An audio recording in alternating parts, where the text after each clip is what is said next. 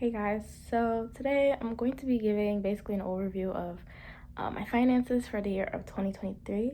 I'm going to be going over my financial blunders, my financial wins, as well as the goals that I have as of now for 2024. So the first thing I'm going to talk about are my financial blunders. There are a lot of them compared to my wins, but it all kind of stems down to the same thing. So last year I stopped filming videos on my YouTube channel. I kind of took like a little break just because school was a lot and the motivation wasn't there. I used to do monthly recaps of my finances and my spending, but when I stopped doing that, I kind of just stopped budgeting altogether. I stopped writing stuff down. I stopped setting limits for myself. I will say that kind of led me to go a little bit crazy with the spending. The lack of budgeting is what is probably my biggest blunder because it kind of trickled down and caused all these other issues for me that I'm about to get into. So yeah, I wasn't setting limits for myself. I was making a lot more impulsive purchases, especially on Amazon, because Prime is just terrible, yet it's great at the same time. But I was just making all these impulsive purchases. Usually when I'm about to buy something, I take the time to think about it. I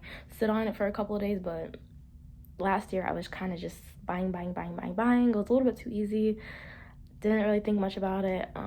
But when I saw my spending for last year, I kind of like thought to myself, like, wow, that was a bit much. Another blunder that I had is when I had my internship in Charlotte this past summer. I was getting taxed for North Carolina as well as Maryland, so I was getting double tax on every paycheck I was making, which took out a large chunk of my money. So that is something that I want to remedy. I'm not quite sure how to do it yet, but when I file for taxes this year, I plan on fixing that up. There are some things that I did, I would consider them to be blunders, but they're also good in a certain way. So last year I kind of developed more of a YOLO mindset. Like when I was in Charlotte, like I just said previously, for my internship, I was going out because I didn't want to be bored all the time. So I was going out, spending money on food, on drinks, on whatever. Like I kind of just develop a mindset where I was like, you only live once, I don't want to regret not getting these things for myself. So I was definitely spending a lot, and I just kind of had a do not care mindset, and I was going out a lot. Not only just in Charlotte, but I would say last year I went out to eat a lot, went out with friends more than I usually did. Mind you, this is like post-COVID, so when I was saving up a lot of my money, I was in the house, stuck in the house, didn't want to get sick, didn't want to get anybody else sick. So yeah, it's only natural that I start going out more, start spending more. It's natural, but it's good, but not the best for my finances. And when I went out, or when I would go out, or when I shop online, I tend to use my credit card a lot more. I mean, of course, using your credit card is good for your credit score, but like it just makes it a little bit easier to spend money, because it's like you're spending money that's not coming straight from your bank account. You're using credit. So if I use my debit card, I would be less likely to spend a lot because I see the money coming directly out of my bank account. But when I use my credit card, it's like it's money that is being loaned to me in a sense. So I just kind of spent more than I probably should have. But it's just mentally, it didn't feel like I was spending a lot of my money, even though I was. I definitely want to do better this year. And y'all will see that as I talk about my goals.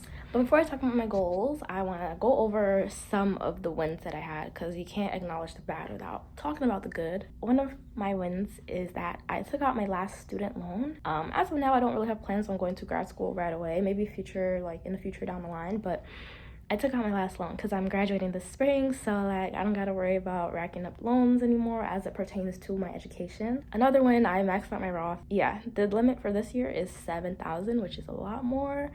So I'm definitely excited to max it out again. I got a decent paying internship over the summer. I interned with Bank of America, and though it paid well, I still had to relocate and get my own place, pay for food, groceries, and whatnot. But overall, the internship was very well paying, and even after that, right now, I still have an internship where I am making consistent income. And another financial win, it's kind of debatable, but I spent more on experiences rather than materialistic items, like tangible things. Like before, I used to spend all my money on like skincare, makeup, clothing, all that. But last year I went on more trips. I spent more money on social events rather than just tangible items that don't really serve any purpose in my life or don't really do anything for me. But yeah, I spent more on experiences, and I want to continue on to that into 2024. But yeah, I do have a few goals for 2024 that I would like to go over.